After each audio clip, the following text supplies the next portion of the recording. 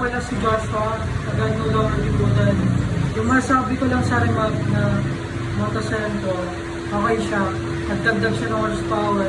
Pati yung Newton meter ng curve code nagdagdag din. Tapos, yung backfire na wala na. Yun lang. Good morning mga boss, panibagong araw na naman kasama si Doc Bon at si Boss Jelton.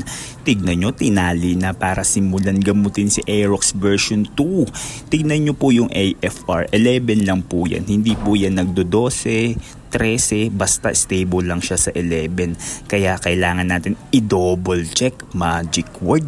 Double check talaga yan boss, talaga lang naman. Triple check na naman, ayun na naman, narinig ko na naman yung word ng triple check. At ginamot na yan ni Doc Bon, tamang kalikot pero hindi tumitira yan boss ha. After AFR, tignan nyo na